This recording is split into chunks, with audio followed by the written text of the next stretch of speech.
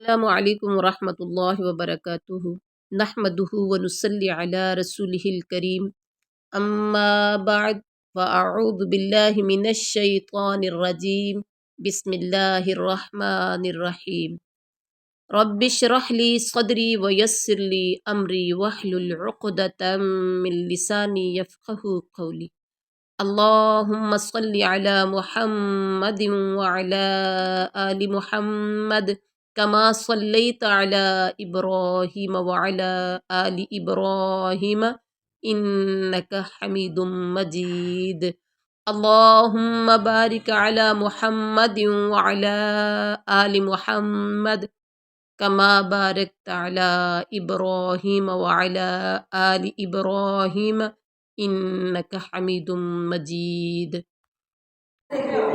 السلام علیکم ورحمۃ اللہ وبرکاتہ نحمدہ ونصلی علی رسولہ الکریم اما بعد فاعوذ باللہ من الشیطان الرجیم بسم اللہ الرحمن الرحیم رب اشرح لی صدری ویسر لی امری واحلل عقدۃ من لسانی یفقہوا قولی اللہم اشرح صدورنا للاسلام وزین اخلاقنا بالقرآن ونور قلوبنا بالقرآن آمین۔ اللہم صلی علی محمد وعلی آل محمد کما صلیت علی ابراہیم وعلی آل ابراہیم انک حمید مجید۔ اللہم بارک علی محمد وعلی آل محمد کما بارکت علی ابراہیم وعلی آل ابراہیم انک حمید مجید۔ الحمدللہ، اللہ کے فضل و کرم اور اللہ کے خاص احسان ہے ہم پر کہ دورہ قرآن کا سفر ہمارا جاری و ساری ہے۔ اللہ ہم سب کو توفیق دے، ہم اس سفر کو مکمل کریں اور منزل تک پہنچیں۔ یہ آپ سب کی خوش نصیبی ہے کہ اللہ نے آپ سب کو توفیق بخشی ہے۔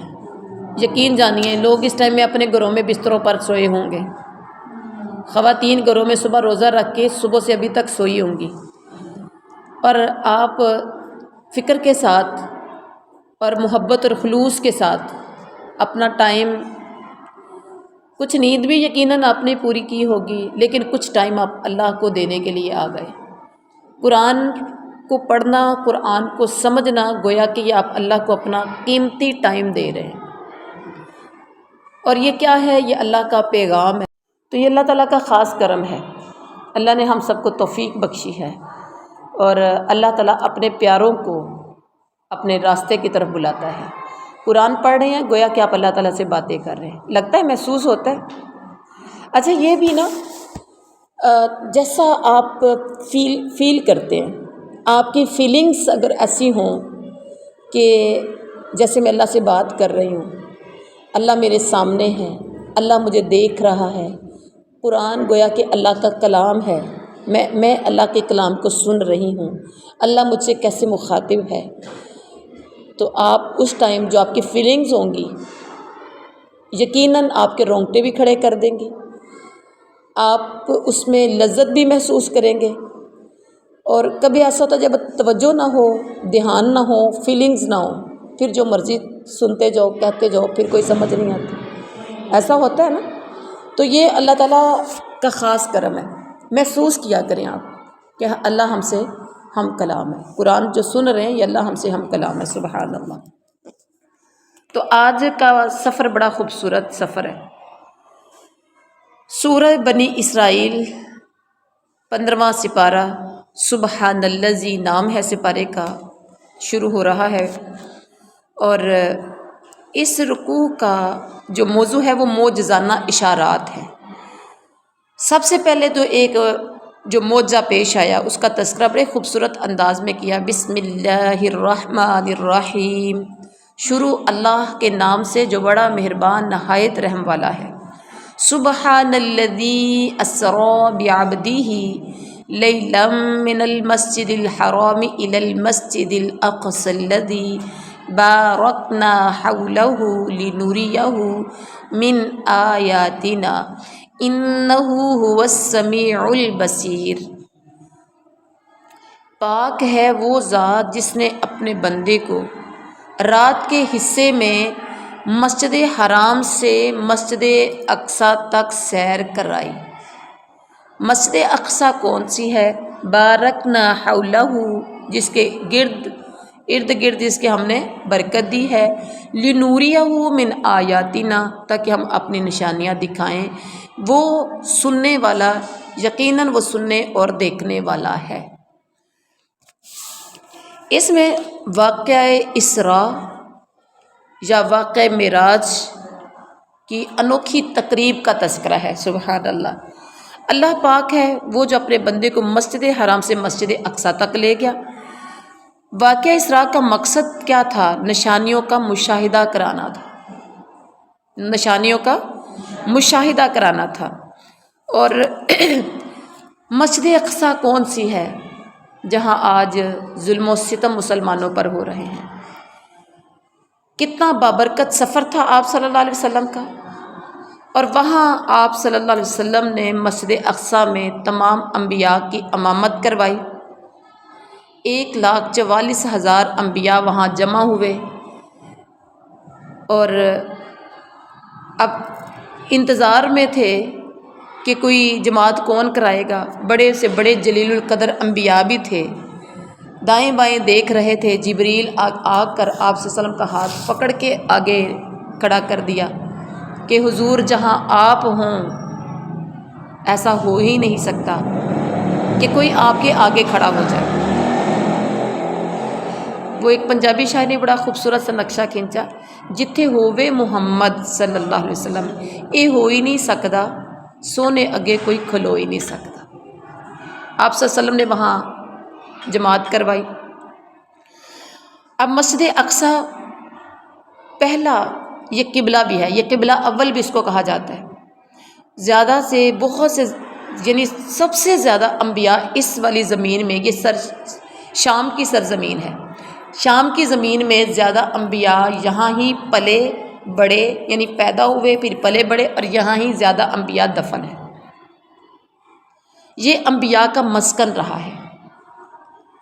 اور آپ صلی اللہ علیہ وسلم جب مکہ سے ہجرت کر کے مدینہ میں آئے تھے تو 16 سے 17 مہینے تک، 16 مہینے یا 17 مہینے آپ صلی اللہ علیہ وسلم نے بیت المقدس کی طرف منہ کر کے نماز بھی پڑھی ہے۔ یعنی اس مسجد اقصیٰ کی کتنی شان ہے۔ اور یہ مسجد اقصیٰ ہی تھی جس کو حضرت سلیمان علیہ السلام نے تعمیر کروایا تھا۔ یہ وہی مسجد اقصیٰ ہے جسے حضرت سلیمان علیہ السلام نے جنات سے تعمیر کروایا تھا۔ سارا مٹیریل ایک ہی ٹائم میں لا کے رکھ دیا تھا، اور جنات سے کہا چلو جی شاباش اب کام سٹارٹ کر دو۔ اب بنانا شروع ہو گئے۔ ادھر سے سلیمان علیہ السلام کی حضرت سلیمان علیہ السلام کی موت کا وقت قریب آ گیا، تو اللہ کا حکم ہوا، کیونکہ جنات بھی جان چھڑاتے تھے، کام بہت مشکل تھا۔ تو اگر حضرت سلیمان کو کھڑا نہ دیکھتے تو یقیناً انہوں نے اتنا ٹف کام کرنا نہیں تھا۔ اب نگرانی کے طور پر موت کا وقت تھا، موت کا بھی اٹل فیصلہ ہے۔ موت نہ دیکھتی ہے بچپن، نہ دیکھتی ہے جوانی، نہ دیکھتی ہے بڑھاپا، نہ دیکھتی ہے کہ یہ اکلوتا کئی بچوں کا باپ تھا، اس کے بغیر چولہا بجھ جائے گا۔ موت کا ٹائم اٹل ہے، آگے پیچھے نہیں ہو سکتا۔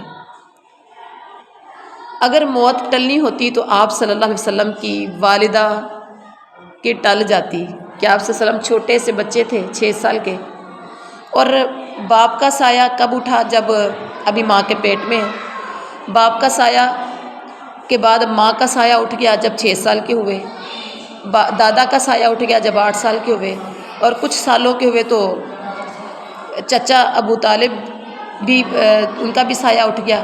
پھر بیوی جو ملی تھی غمخوار، بڑی محبت اور پیار کرنے والی، جس نے سب کچھ تن من دن لٹا دیا تھا، اس کی بھی وفات کا وقت آ گیا۔ آپ کیا سمجھتے ہیں اللہ کس کو آزماتا ہے؟ یہ اللہ کی آزمائش ہے، اور اللہ اپنے پیاروں کو آزمائش میں ڈالتا ہے۔ اللہ دیکھتا ہے کہ میرے یہ بندے کتنی مجھ سے محبت کرتے ہیں۔ اور آپ نے فلسطین اور غزہ کے مسلمانوں پر جو آج ظلم ہو رہا ہے، اللہ اکبر، انا للہ و انا الیہ راجعون، رونگٹے کھڑے ہوتے ہیں۔ ٹکڑے ٹکڑے مسلمانوں کے کیے جا رہے ہیں۔ آپ کبھی کسائی کے پاس جائیں گوشت لینے کے لیے تو شاپر میں گوشت ڈلواتے ہیں کہ گھر جا کے پکانا ہے، تو آج ایسے غزہ کے اندر مسلمانوں کے ٹکڑے ٹکڑے کیے جا رہے ہیں، اور وہ اپنے پیاروں کے ٹکڑے پکڑتے ہیں، وہ گوشت نہیں پکڑ رہے، وہ گوشت کے جو ٹکڑے پکڑ رہے ہیں وہ پکانے کے لیے نہیں ہیں، وہ دفنانے کے لیے ہیں۔ اور منہ سے کیا نکالتے ہیں؟ حسبنا اللہ و نعم الوکیل، حسبنا اللہ و نعم۔ آنکھوں سے آنسو بہہ رہے ہیں، زبان پہ اللہ کا ذکر جاری ہے، حسبنا اللہ و نعم الوکیل۔ اور اللہ اکبر، اپنے پیاروں کی لاشیں اٹھا رہے ہیں ادھر سے ادھر، ادھر سے ادھر، اور حسبنا اللہ حسبنا اللہ، کئی قرآن کی تلاوتیں کر رہے ہیں۔ اتنا ایمان ہے ان کے اندر، لیکن اللہ تعالیٰ کی آزمائش، اللہ چاہے تو ابرہہ کو ہلاک کر سکتا تھا، ابرہہ کے ہاتھیوں کو ہلاک کر سکتا تھا ایک ابابیل کو بھیج کر، ابابیلوں کے ہاتھوں میں چونچوں میں کینکر دے کر، پنجوں میں کینکر بھیج کر اللہ کروا سکتا، اللہ اسرائیل کا نہیں کروا سکتا، اللہ قادر ہے، لیکن اللہ آزما رہا ہے۔ پہلے تو ان کی آزمائش ہے کہ یہ لوگ کتنا صبر کرتے ہیں، مجھ سے محبت کرتے ہیں کہ یہ اپنوں سے محبت کرتے ہیں، یہ کیا ہے، ان کا ایمان کتنا ہے، ان کے ایمان کی آزمائش ہے۔ دوسری بات، باقی سارے مسلم ممالک کی بھی کب یہ امتحان ہے، ان کی بھی آزمائش ہے، میری اور آپ کی بھی آزمائش ہے۔ کیا میں اور آپ ان کے دکھ کو دکھ سمجھتے ہیں کہ نہیں سمجھتے؟ میں اور آپ ان کے درد کو سمجھتے ہیں کہ نہیں سمجھتے؟ آپ کے اور میرے دل کے اندر کیا درد اٹھا؟ پوری ایمانداری سے ہاتھ اٹھا کے بتائیے، آپ نے کتنی بار ان کے لیے درد بھری آواز میں ان کے لیے دعا کی ہے؟ کبھی کی ہے؟ کیا روزانہ کی بنیاد پر آپ دعا نہیں کر سکیں گے؟ کر سکتے ہیں کہ نہیں کر سکتے؟ ان کے لیے ہم فنڈنگ کر سکتے ہیں۔ ایسے بہت سے لوگ ہیں جو فنڈنگ کر رہے ہیں، جو جمع کر رہے ہیں، جو ان کو وہاں پر بھیجنے کے لیے کوششیں کر رہے ہیں، کوئی بستر، کوئی، اب جنگ بہت لمبی ہو گئی ہے، اتنی لمبی جنگ کبھی بھی نہیں ہوئی جتنی یہ والی جنگ لمبی ہو گئی ہے۔ ہم کئی طرح سے، یعنی ہم وہاں خود نہیں جا سکتے، ہم فنڈنگ کر کے ان کی مدد کر سکتے ہیں، ہم دعائیں کر کے ان کے لیے مدد کر سکتے ہیں، اور اگر اللہ توفیق دے تو ہم کسی نہ کسی کو تیار کر سکتے ہیں، ابھار سکتے ہیں، کسی کو شوق دلا سکتے ہیں، کسی کو احساس دلا سکتے ہیں۔ اصل میں یہ سارا کام پہلے تو حکمرانوں کا ہے، ہماری حکمرانوں کا ہے، اور وہ تو نا یوں سمجھ لیں کہ وہ اللہ تعالیٰ جو ہے نا رحم ان کے حال پہ کر دے، انہیں تو اپنی کرسیوں کے علاوہ کچھ نہیں سوچ رہا، انہیں اپنے اقتدار کے علاوہ انہیں کچھ نہیں سوچ رہا، انہیں اپنے تخت کے علاوہ کچھ نہیں سوچ رہا، اور سارے مسلم ممالک ایسے سوئے ہیں جیسے بھنگ پی کے سوئے ہیں، کوئی غزہ کے بارے میں، کوئی فلسطینیوں کے بارے میں آواز نہیں اٹھا رہا۔ ان سب کی آزمائش ہے، ان سب کی آزمائش ہے، یعنی ہمارے ساتھ تمام مسلم ممالک کی، تمام مسلم ممالک کے مسلمانوں کی ذمہ داری ہے، ان کی بھی آزمائش ہے۔ کون کتنا تڑپا تھا، کون کتنی کر سکتا تھا، کتنا کچھ کر سکتا تھا۔ آج ہم اسرائیل کی پروڈکٹس کا بائیکاٹ کر کے بھی ان کی مدد کر سکتے ہیں، کر سکتے ہیں کہ نہیں؟ دشمن کو فائنینشلی آپ نے ویک کرنا ہے تو آپ ان کے پروڈکٹس لینا چھوڑ دیں، کم از کم ہمارے پیسے سے وہ گولیاں تو نہیں خرید سکے، کم از کم ہمارے پیسوں سے وہ اسلحہ تو نہ خرید سکے، ہمارے پیسوں سے ان کو سپورٹ تو نہ ہو۔ آپ کی ایک ایک چیز پہ ٹیکس ہے، اور بنی اسرائیل یعنی اسرائیلی یہودیوں کی جو پروڈکٹس ہیں آپ کے گھر میں 80% موجود ہے، 80% موجود ہے آپ کے گھروں میں اسرائیلی پروڈکٹس۔ آپ ان کا بائیکاٹ کر دیں، پورے مسلم ممالک اگر بائیکاٹ کر دیتے ہیں تو 2 دنوں میں ان کی آنکھیں کھل جانی ہیں۔ لیکن ہمارے مسلمان وہی نا، انہوں نے پی ہوئی ہے، یہ نشے میں ہے، یہ ہوش میں نہیں ہے، ہوش میں ہوتے تو شاید ان کو سمجھ ہوتی۔ ہم خود روز سنتے ہیں، ہم خود ہوش میں نہیں ہیں، ہم خود دیکھتے ہیں سنتے ہیں، ہوش میں ہیں پورے ہاتھ اٹھا کے کھڑا کر کے مجھے بتائیں اسرائیلی پروڈکٹس کس کے گھر میں نہیں ہیں؟ سب کے گھر میں ہے، اور ہم کیا کہتے ہیں؟ ابو لے آیا سی، بھائی لے آیا سی، میاں سب لے آیا سی، بچہ لے آیا سی۔ اللہ کو جواب نہیں دینا ہم نے دینا ہے، لیکن ایمان ہمارے اصل میں کمزور ہے۔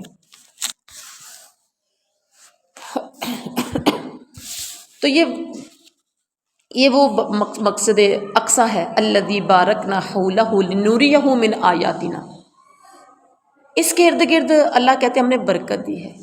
یہ اسرائیل جو ہے حملہ کیوں کر رہا ہے غزہ کے اوپر؟ انہیں پتہ ہے کہ یہ بڑی بابرکت جگہ ہے، اس بابرکت جگہ کو مسلمانوں سے چھیننا چاہتے ہیں، اور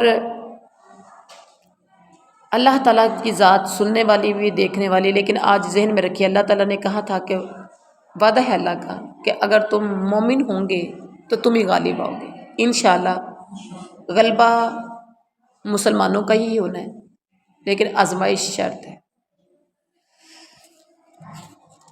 اس کے بعد پھر تذکرہ ہو رہا ہے حضرت نوح کا، واقعہ معراج کو ایک سائڈ پہ رکھ دیا، تھوڑا سا تذکرہ کرنے کے بعد آگے جو تذکرہ، یہ بہت بڑا ایک معجزہ ہے واقعہ معراج، راتوں رات بیت المقدس یعنی بیت اللہ سے مسجد حرام تک، اور مسجد حرام سے سارے آسمانوں کی یعنی آسمان پر ساتوں آسمان کی سیر کر کے جنت دوزخ دیکھ کے راتوں رات واپس بھی آ گئے۔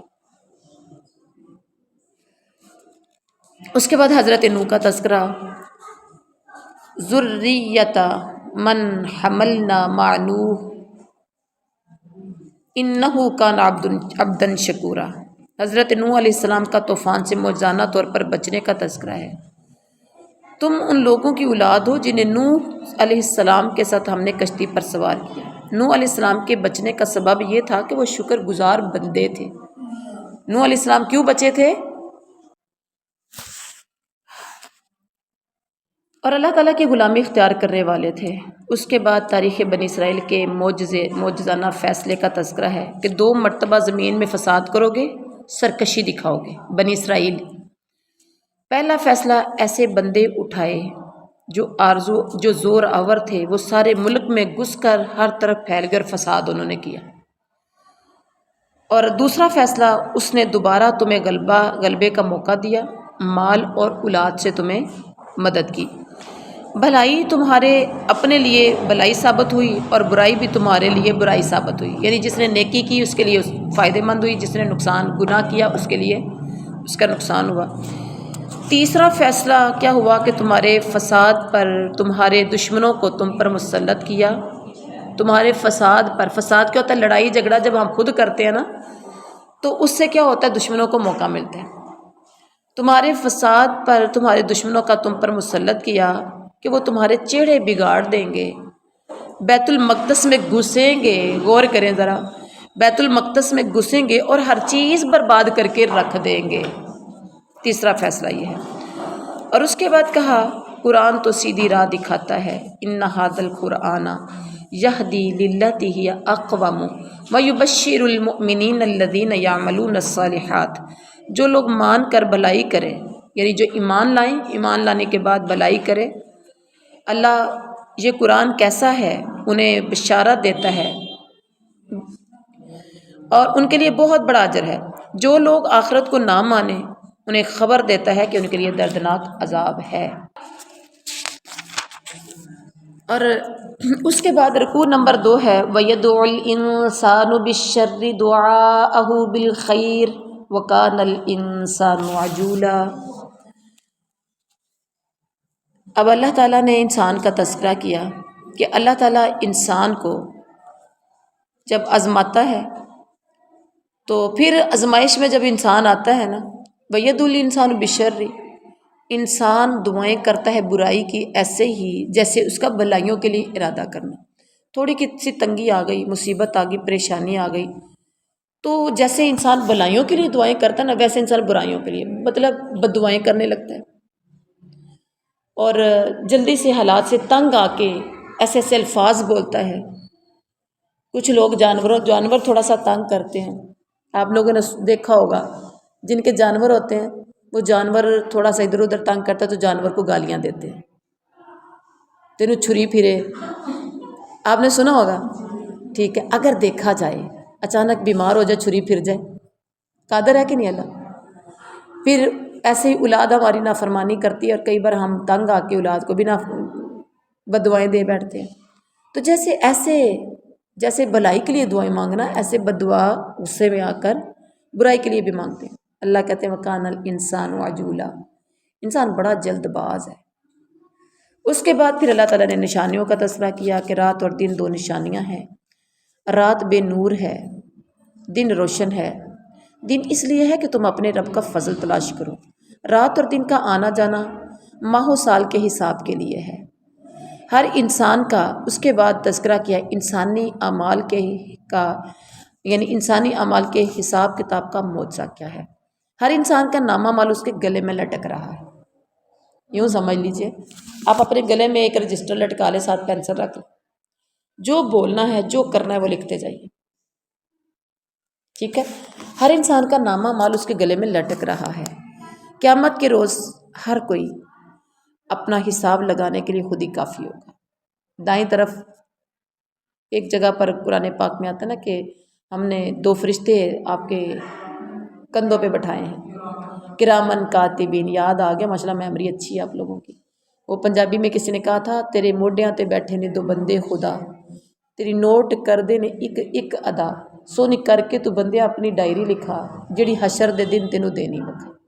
وہاں اللہ تعالیٰ کہے گا اقرا کتابک، اپنے کتاب پڑھ لو، کفا بنفسک الیوم علیک حسیبا، آج تو خود ہی اپنا پڑھ اور اپنا حساب لینے کے لیے تو کافی ہے۔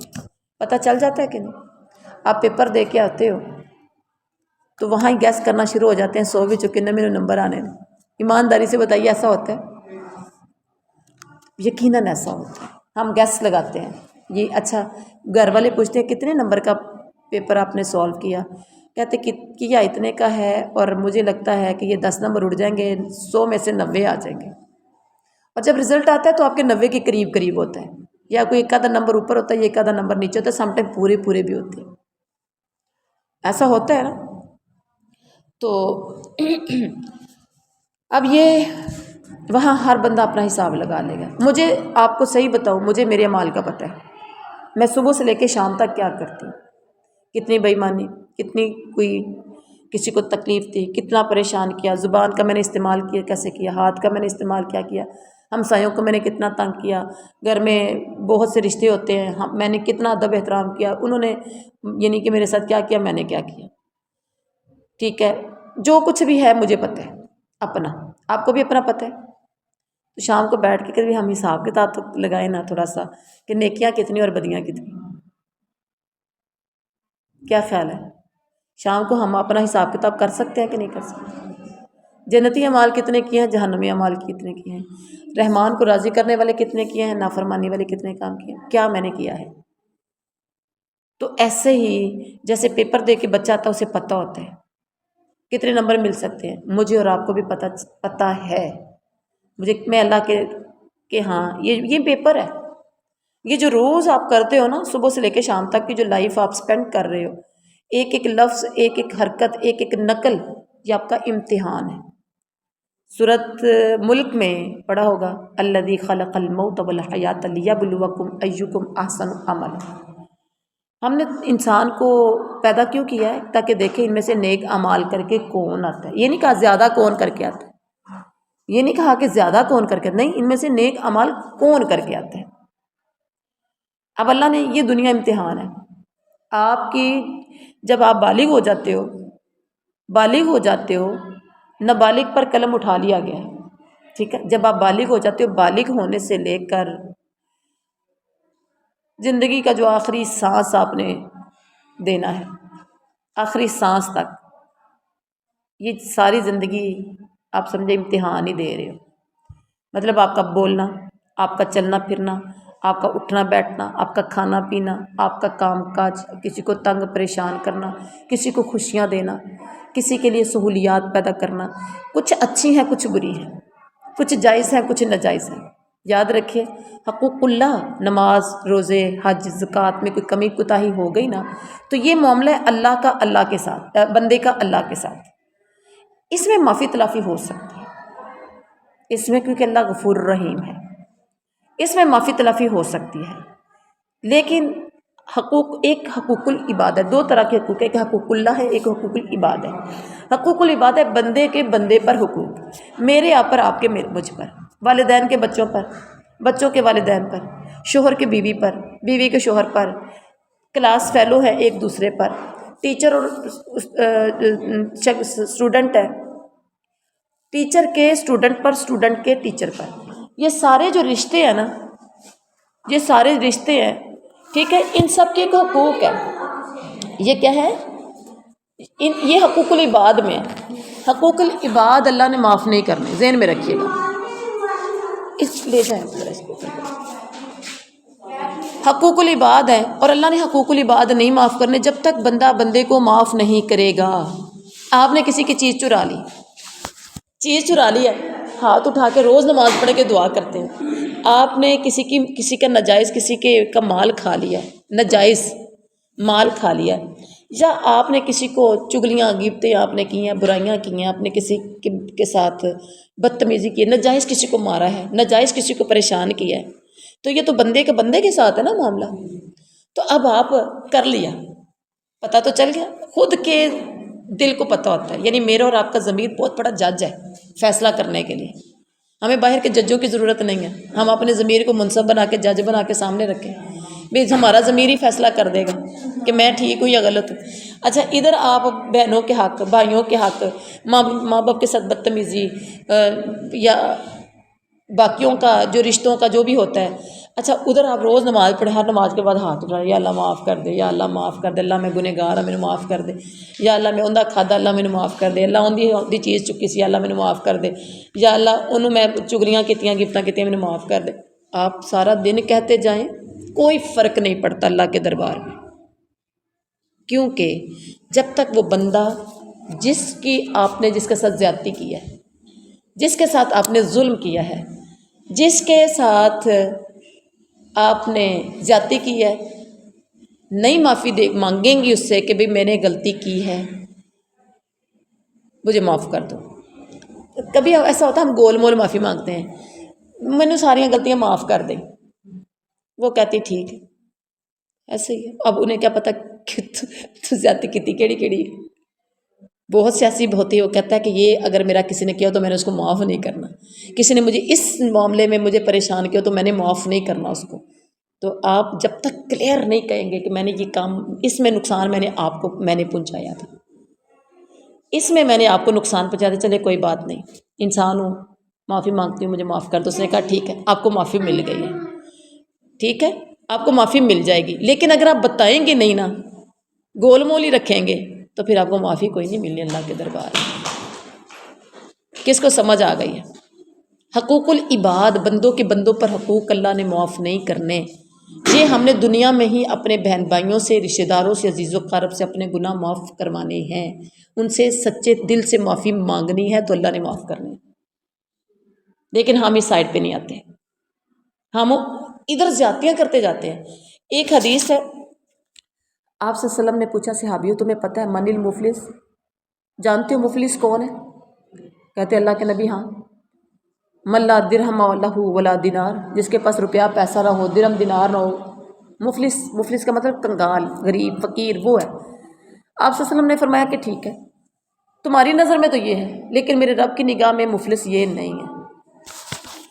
इधर से नमाज भी पढ़ता रहा, सदकात खैरात भी करता रहा, ज़कात भी देता रहा, रोज़े भी रखता रहा, नेक अमाल कर कर के ढेर लगा दिए, लेकिन दूसरी साइड पे कभी किसी को गाली, कभी किसी के साथ बदतमीज़ी, कभी किसी का हक़ छीना, कभी किसी का हक़ मारा, कभी किसी को परेशान किया, कभी नाजायज़ तंग किया, कभी बहतान लगाए, कभी किसी की बुराई की, कभी किसी को پریشان کرنے کی کوشش کی، مختلف طرح سے جس سے آپ کسی کو تکلیف دے سکتے ہیں، حقوق العباد بندے جو بندوں کو نقصان دے سکتے ہیں۔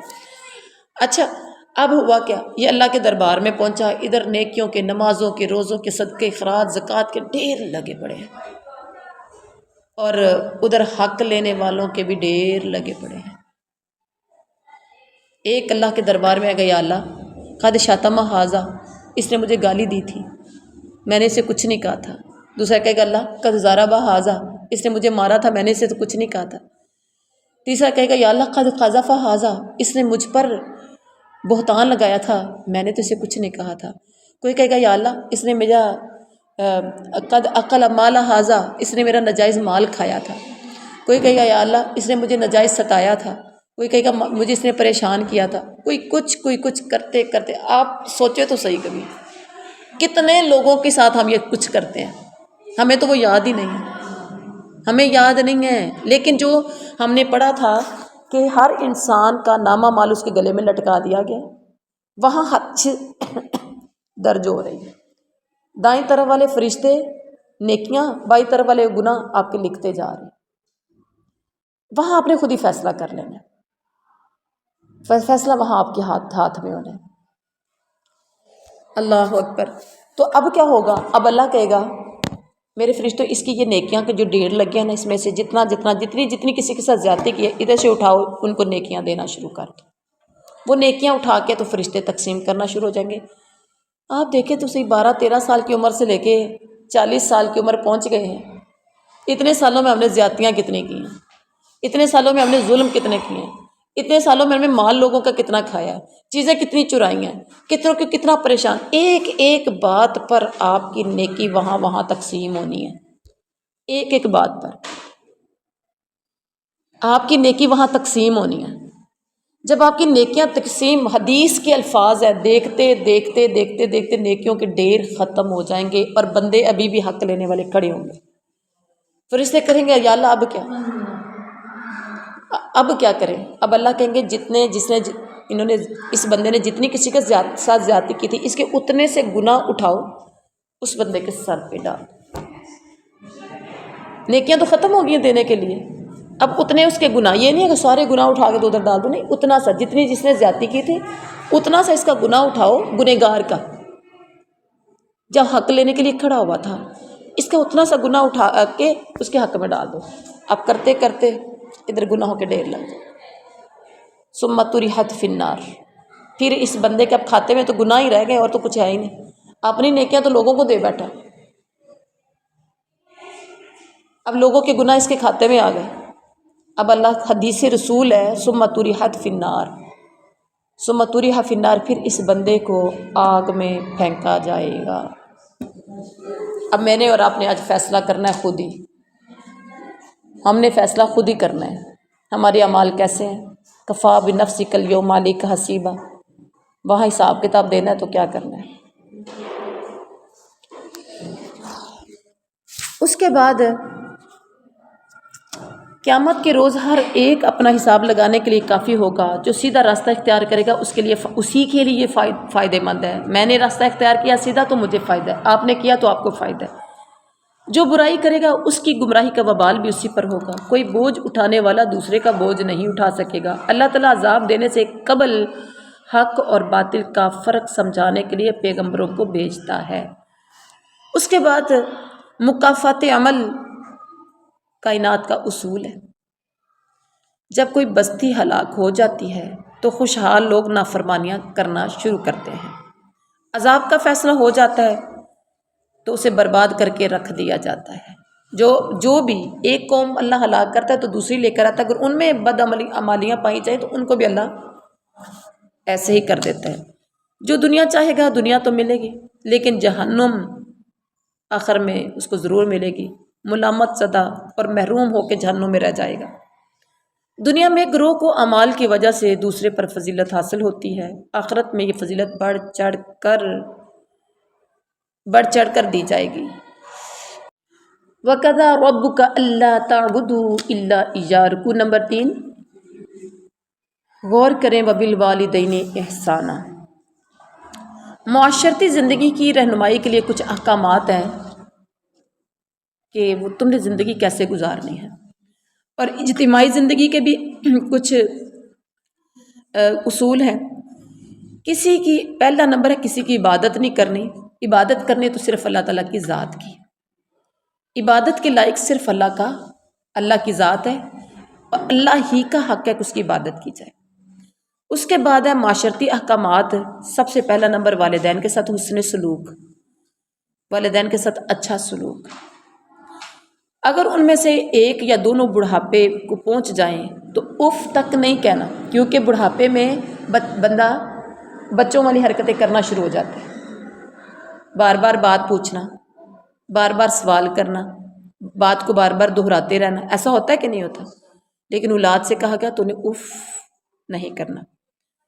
جھڑکنا نہیں ہے، احترام سے بات کرنی ہے، نرمی اور رحم کے ساتھ ان کے ساتھ جھک کر رہنا ہے، اور ان کے لیے دعا کرنی ہے رب ارحمہما کما ربیانی صغیرا. اے اللہ ان پر رحم کرنا ایسے جیسے انہوں نے رحمت کے ساتھ مجھے بچپن میں پالا تھا. میں نے خود الحمدللہ اپنے بچے چھوٹے بچپن کا بچہ یہ جو 2-3 یعنی بالکل چھوٹی والی ایج کا جو بچہ ہوتا ہے، آپ دیکھیں رات کو روتا ہے. آپ نے بھی اندازے لگائے ہوں گے جو میریڈ ہے، جن کے بچے انہیں پتہ ہے. نہ سی تو بڑی بہنوں نے چھوٹے بہن بھائیوں کو امی کو تو پالتے دیکھا ہی ہوگا. دیکھا ہے کہ نہیں؟ گھر میں سب نے دیکھا اپنے گھروں میں بچے کیسے پالے جاتے ہیں. چھوٹا بچہ روتا ہے تو ہم ہاتھوں پہ اٹھاتے ہیں، محبت کرتے ہیں. بچہ رو رہا ہوتا ہے ہم اس کو چوم رہے ہوتے ہیں. بچہ رو رہا ہوتا ہے ہم اس کو گلے سے لگا رہے ہوتے ہیں. بچہ ادھر یورین کر دیتا ہے، موشن کر دیتا ہے، پیمپر چینج کر رہے ہوتے ہیں، لیکن اس کے باوجود بچے کو چوم رہے ہوتے ہیں. گالیاں دیتے ہیں چھوٹے بچے کو، مارتے ہیں، ڈانٹتے ہیں، سختی کرتے ہیں. لہجہ سخت ہوتا ہے؟ نہیں ہوتا. تو ایسے ہی بڑھاپے میں اپنے والدین کو پالنا ہے. لیکن ایسا ہوتا ہے؟ ایسا نہیں ہوتا. اللہ ہم سب کے حال پہ رحم فرمائے. رشتہ داروں کو اس کا حق دینا ہے، مسافروں کو حق دینا ہے، مسکین کو فضول خرچی نہیں کرنی. حاجت مندوں سے اگر کترانا ہو، حاجت مند آ جاتے ہیں سم ٹائم، آپ کچھ دینا نہیں چاہتے تو پھر نرم جواب دینا ہے. یہ نہیں کہنا تاڑے واسطے کمانے روز منہ چکی آندے جی تنوع آئی دروازہ لبا ہے. کرتے ہو کہ نہیں کرتے ہو؟ نہیں، ایسے نہیں تیوڑی نہیں چڑھانی ماتھے پہ، کوئی 4 بول نہیں سنانے، بلکہ کہہ دیا کہ پھر کبھی آ جانا. اللہ خیر کرے، اللہ بھلا کرے، اللہ آپ کو اپنی جناب سے دے. حاجت مندوں سے کترانا نہیں ہے، نرم جواب دینا ہے. خرچ کا اصول بتا دیا کہ بخیلی نہیں کرنی اور نہ فضول خرچی کرنی ہے، میانہ روی اختیار کرنی ہے. اس کے بعد رکوع نمبر 4 میں فرمایا وَلَا تَقْتُلُوا أَوْلَادَكُمْ خَشْيَةَ إِمْلَاقٍ نَحْنُ نَرْزُقُهُمْ وَإِيَّاكُمْ. معاشرتی احکامات یہ بھی ہیں کہ اپنی اولاد کو افلاس کے ڈر سے قتل نہیں کرنا. آج کل لوگ کرتے ہیں،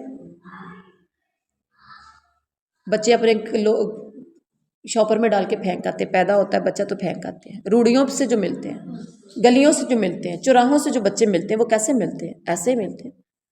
اسپیشلی لوگ بیٹیوں کو پھینک آتے ہیں. اور اسی طرح سے پھر پریگنینسی اگر شروع ہو جاتی ہے تو لوگ ضائع کروا دیتے ہیں. جی کیوں؟ بچے پہلے تھوڑے نے. زنا کے قریب نہیں جانا، قتل نفس کا ارتکاب نہیں کرنا جن سے اللہ نے منع کیا ہے. ولی کو قصاص کے مطالبے کا حق ہے، یعنی اگر کسی نے قتل کر دیا تو اس مقتول کا ولی کو حق ہے کہ وہ قصاص یعنی بدلے کا مطالبہ کرے. قتل میں ولی حد سے نہ گزرے. قتل کے بدلے میں قتل کر سکتا ہے، قتل کے بدلے میں فدیہ لے سکتا ہے، یا پھر اللہ کے لیے معاف کر سکتا ہے. مال یتیم کے پاس نہیں جانا، اگر گئے تو احسن طریقے سے، مطلب کوئی یتیم آپ کے پاس ہے تو اس کا مال احسن طریقے سے خرچ کرنا ہے. جلدی جلدی کہ ختم ہو جائے، بڑا ہونے سے پہلے ہی ختم کر دینا. آج کل یہ بہت عام ہو رہا ہے. عہد کی پابندی، اور یہ جہالت میں بھی تھا کہ لوگ یتیموں کے مال کھا جاتے تھے. یتیم در بدر دھکے کھاتے اور خود چچے تائے ہڑپ کر کے بیٹھ جاتے ہیں. پیمانے سے پورا بھر کر دو، ٹھیک ترازو سے تولو. لین دین کرنا ہے تو ٹھیک ٹھیک پورا پورا، کسی ایسی چیز کے پیچھے نہ لگو جس کا تمہیں علم نہیں ہے. سنی سنائی باتوں کے پیچھے نہیں لگنا. زمین میں اکڑ کر نہیں چلنا، اللہ تعالیٰ کے ساتھ کوئی دوسرا معبود نہیں بنانا۔ اور اس کے بعد رکوع نمبر 5 میں فرمایا وَلَقَدْ صَرَّفْنَا فِي هَذَا الْقُرْآنِ لِيَذَّكَّرُوا۔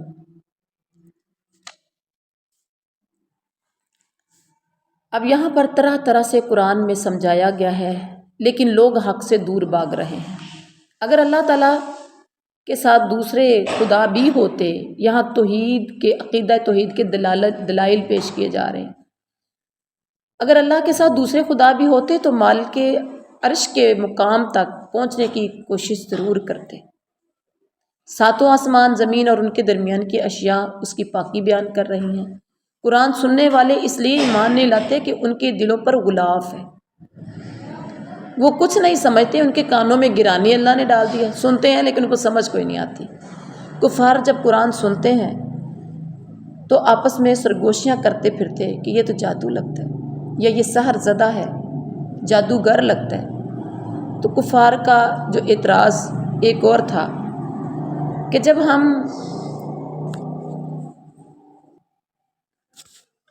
ریزہ ریزہ ہو جائیں گے، ہماری ہڈیاں ریزہ ریزہ ہو جائیں گی اور گوشت پوشت سب کچھ سڑ جائے گا تو پھر نئے سرے سے ہم اٹھائے جائیں گے؟ ایسا نہیں ہو سکتا۔ کفار کہا کرتے تھے نہیں بس مر گئے تو ختم۔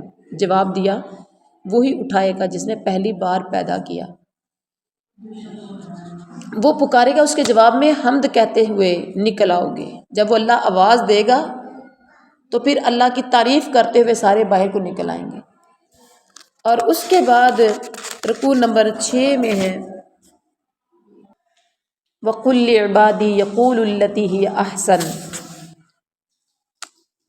توحید کے دلائل ہیں یہاں پر، اور شرک کا رد اس رکوع کا موضوع ہے۔ اللہ تعالیٰ کی طرف دعوت دیتے ہوئے بہترین بات کہنا چاہیے۔ شیطان تمہارا کھلا دشمن ہے، وہ فساد ڈلوانے کی کوشش کرتا ہے۔ جب کبھی گھر میں لڑائی ہونا شروع ہو تو سمجھے کہ شیطان ہے جو ہمیں لڑانے کی کوشش کر رہا ہے۔ تمہارا رب تمہارے حال سے زیادہ واقف ہے، چاہے تو رحم کرے چاہے تو عذاب دے۔ اے نبی صلی اللہ علیہ وسلم، ہم نے آپ صلی اللہ علیہ وسلم کو ان پر حوالہ دار بنا کر نہیں بھیجا، تیرا رب زمین و آسمان کی مخلوقات کو زیادہ جانتا ہے۔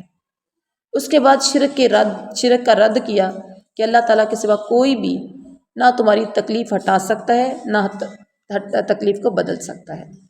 جن لوگوں کو یہ پکارتے ہیں مشرکین، وہ خود اپنے رب کے حضور قربت کے لیے وسیلہ تلاش کرتے ہیں۔ جن کو یہ پکارتے ہیں وہ اس کی رحمت کی امیدوار اور اس کے عذاب سے ڈرتے ہیں۔ تیرے رب کا عذاب ڈرنے کے لائق ہے۔ اس کے بعد اللہ کی سنت کا تذکرہ، اللہ کے طریقے کا تذکرہ بیان کیا گیا کہ اللہ کوئی بستی ایسی نہیں جسے قیامت سے قبل سخت عذاب یا ہلاکت نہ ملے۔ ہم نشانیاں اس لیے بھیجتے ہیں کہ لوگ ڈریں۔ رب نے ان کافروں کو گھیرے میں لے رکھا ہے، شجر زقوم کو فتنہ بنا دیا ہے۔ شجر زقوم کو کیا بنا دیا؟ فتنہ بنا دیا ہے۔ اب یہاں دیکھیے رکوع نمبر 7 ہے وَإِذْ قُلْنَا لِلْمَلَائِكَةِ اسْجُدُوا لِآدَمَ فَسَجَدُوا إِلَّا إِبْلِيسَ۔ یہ ہم پہلے رکوع پڑھ چکے ہیں کہ اللہ تعالیٰ نے جب آدم کو بنایا تو فرشتوں سے کہا کہ سجدہ کرو، انہوں نے سب نے سجدہ کیا الا ابلیس، ابلیس کے سوا۔ اس نے کہا اسجد لمن خلقت طینا، میں اسے سجدہ کروں جسے تو نے مٹی سے پیدا کیا۔ آج بھی کچھ لوگ نا کسی کو کسی پر امیر مقرر کیا جائے تو ہم اس کی دوسرے کی امارت کو ہم برداشت نہیں کر رہے ہوتے۔ ہم کہتے ہیں اچھا ہوں میں ادھے انڈر سے کام کرنا ہے، اچھا اب میں نے اس کے انڈر میں نے رہنا ہے، نہیں نہیں نہیں میں نہیں رہنا، میڈم آپ جو کہیں گی وہ میں کر لوں گی، میں نے اس کی بات نہیں ماننی۔ سر آپ جو مجھے کہیں گے نا میں نے آپ کی بات ماننی ہے، آپ نے مجھے رکھا ہے، سر میں ان کی نہیں میں نے بات مانی۔ حالانکہ بات کیا ہے؟ جو سر نے بات کہنی ہے اس بندے نے وہی تو بات کروانی ہے، وہی تو بات منوانی ہے۔ لیکن ہم کیا کر رہے ہوتے ہیں؟ ہم کسی کو مان نہیں رہے ہوتے۔ تو یہ کیا ہے؟ تکبر ہے، اکڑ ہے۔ اچھا یہ مجھ سے بہتر ہے، اچھا یہ مجھے اس کو مجھ پہ برتری حاصل ہے، یہ کیا بننا چاہتا ہے؟ یہ ہے کون؟ اسے اپنی اوقات یاد نہیں ہے؟ کرتے ہو کہ نہیں کرتے ہو؟ ہاتھ اٹھا کے ذرا دل کی بات بتا دے، کرتے ہو کہ نہیں؟ وہ بڑی بہنیں ہم کر جاتی ہیں.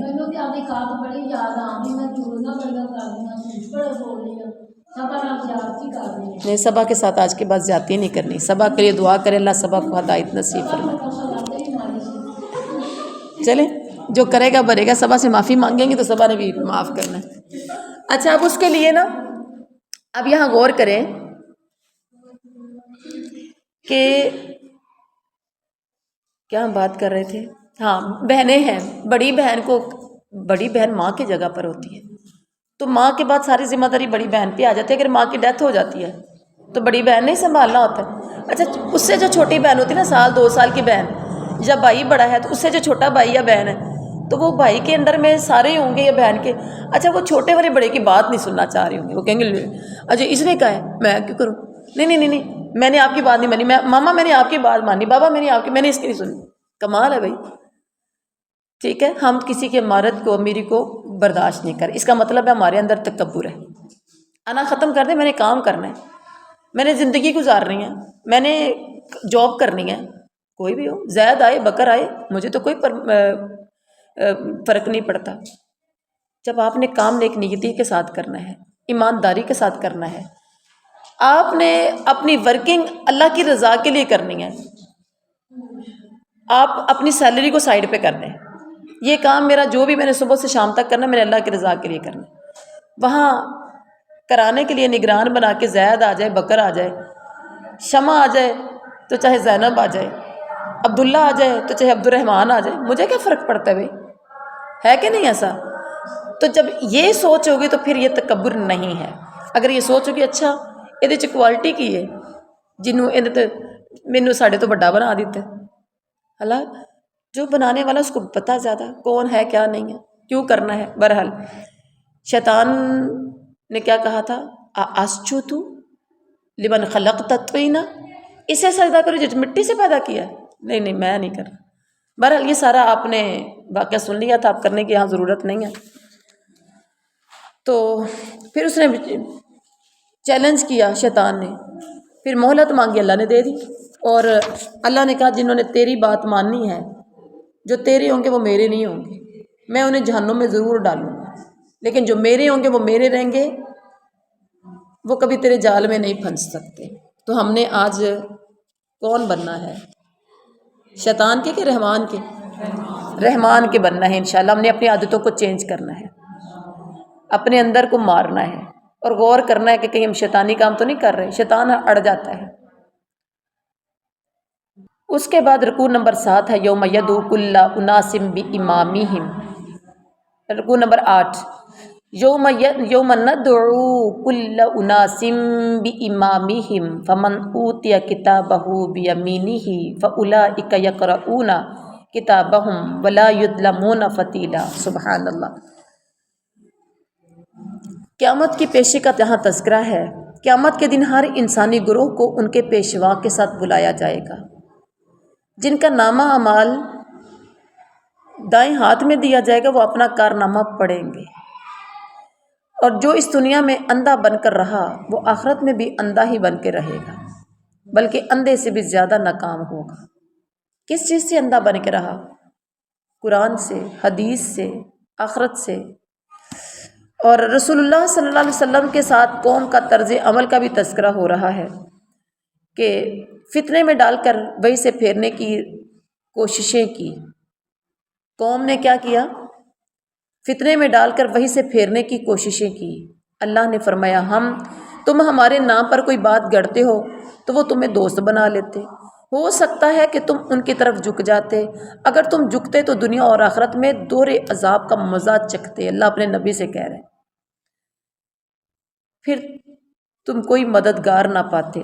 یہ لوگ تمہارے قدم اس سرزمین سے اکھاڑنا چاہتے ہیں. اور اس کے بعد رسولوں کے بارے میں اللہ تعالیٰ کی سنت ہے، اللہ کا طریقہ ہے کہ اللہ تعالیٰ کا طریقہ کار ایک مستقل ہے. سب رسولوں کے بارے میں اللہ تعالیٰ نے یہی طریقہ اختیار کیا ہے. اگر یہ تمہیں نکالیں گے تو خود بھی یہاں نہ رہ پائیں گے. اور ہم نے اس رکوع سے کیا سیکھا کہ دنیا میں اندھا بن کر زندگی نہیں گزارنی. قرآن کو پڑھیں، حدیث کو پڑھیں، شعور پیدا کریں. اس کے بعد رکوع نمبر 9 میں فرمایا اقم الصلاۃ لدلوک الشمس الی غسق اللیل وقرآن الفجر۔ رسول اللہ صلی اللہ علیہ وسلم کو حکم دیا جا رہا ہے کہ میرے پاک پیغمبر اقم الصلاۃ، نماز قائم کیجئے، فجر کے قرآن کا التزام کیجئے، رات کو تہجد پڑھا کریں، یہ آپ کے لیے زائد عبادت ہے۔ دعا کریں پروردگار مجھے جہاں بھی تو لے جا سچائی کے ساتھ لے کے جانا، جہاں سے بھی نکالنا سچائی کے ساتھ نکالنا، اور اپنی طرف سے ایک اقتدار کو میرا مددگار بنا دے۔ اعلان کر دیجئے کہ حق آ گیا، باطل مٹ گیا۔ قل جا الحق وزحق الباطل ان الباطل کان زہوقا۔ حق آ گیا، باطل مٹ گیا، باطل تو مٹنے والا ہی ہے۔ اس کے بعد قرآن پاک کے بارے میں فرمایا وَنُنَزِّلُ مِنَ الْقُرْآنِ مَا هُوَ شِفَاءٌ وَرَحْمَةٌ لِّلْمُؤْمِنِينَ۔ قرآن ماننے والوں کے لیے، ہر بندے کے لیے نہیں، قرآن ہاتھوں میں سجانے والے کے لیے نہیں، قرآن کو اچھے سے غلاف میں لپیٹ کے الماری میں رکھنے والے کے لیے نہیں، قرآن کو پڑھ کر قرآن پر ماننے والوں کے لیے، قرآن پہ عمل کرنے والوں کے لیے کیا ہے؟ یہ قرآن رحمت بھی ہے اور شفا بھی ہے۔ اللہ تعالیٰ ہی بہتر جانتا ہے سیدھی راہ کون سی ہے۔ اور اس کے بعد رکوع نمبر 10 ہے وَيَسْأَلُونَكَ عَنِ الرُّوحِ قُلِ الرُّوحُ مِنْ أَمْرِ رَبِّي۔ میرے نبی وہ آپ سے روح کے بارے میں پوچھتے ہیں، کہہ دیجئے کہ روح تو امر ربی ہے۔ یعنی روح یعنی وہی لانے والا فرشتہ رب کے حکم سے آتا ہے، وہی یقینی علم ہے۔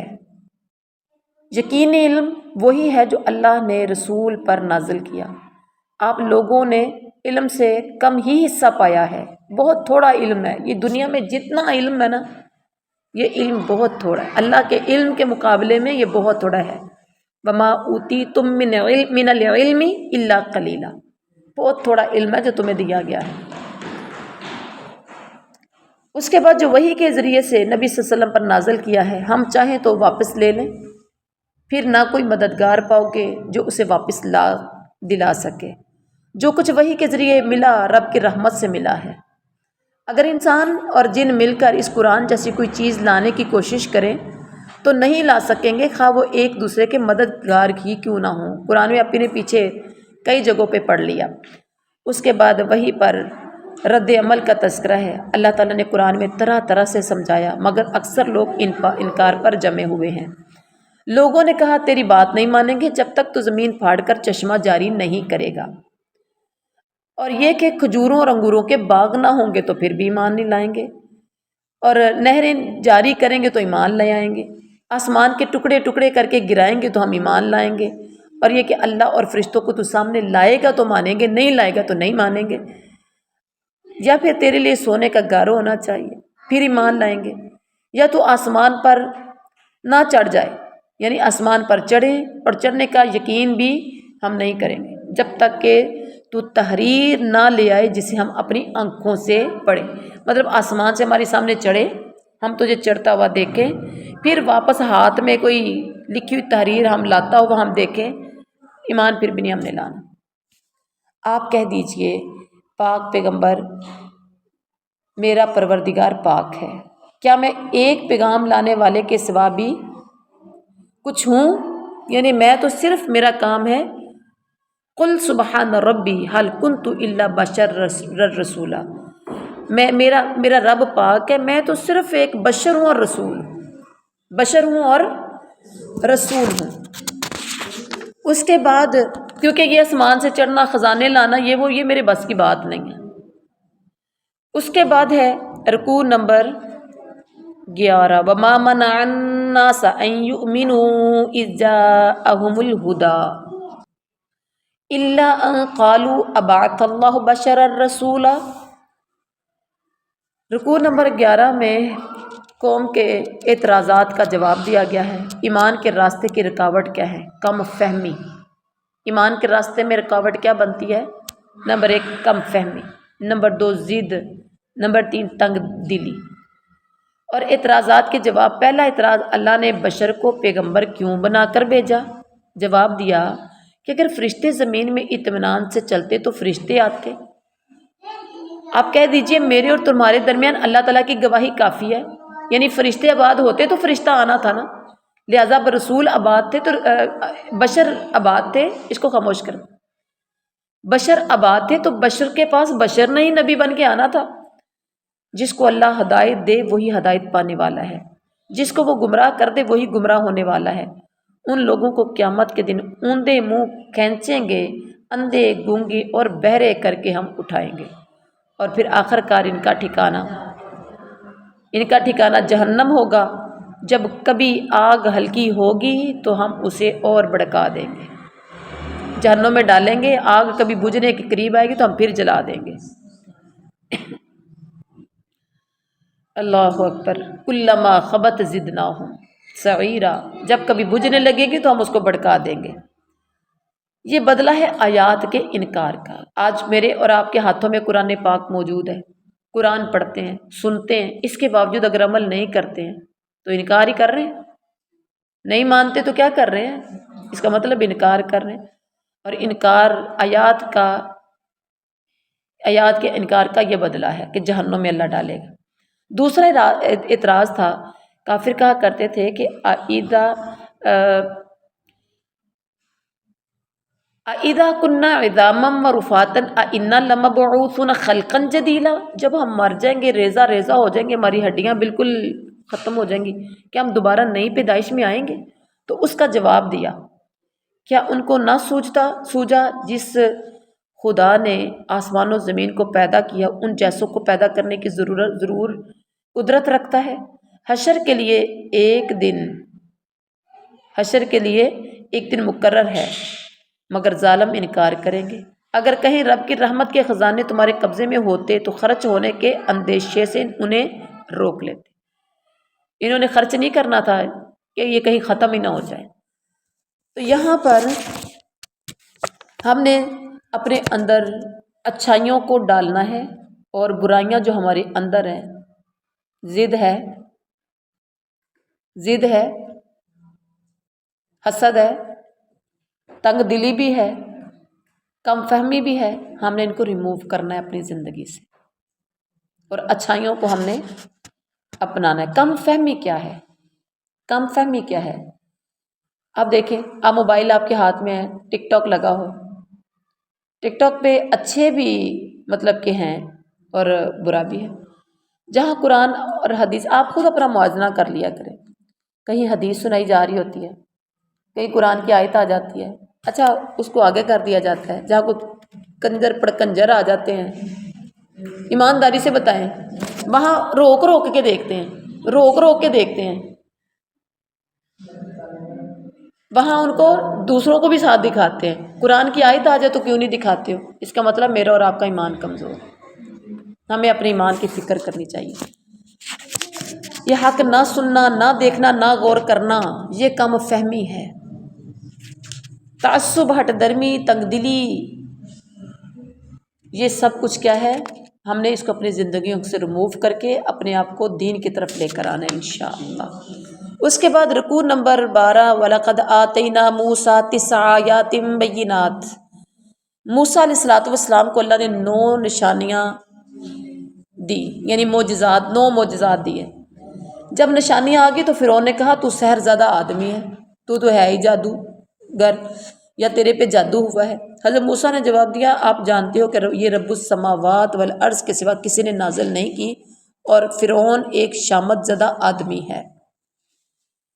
فرعون نے ارادہ کیا موسیٰ اور بنی اسرائیل کو اکھاڑ پھینکے. اللہ تعالیٰ نے فرعون اور اس کے ساتھیوں کو جڑ سے ہی اکھاڑ کر غرق کر دیا اور سب کو اکٹھا کر کے ایک جگہ پر غرق کیا تاکہ ہر کوئی ایک دوسرے کو غرق ہوتے ہوئے دیکھ بھی لے.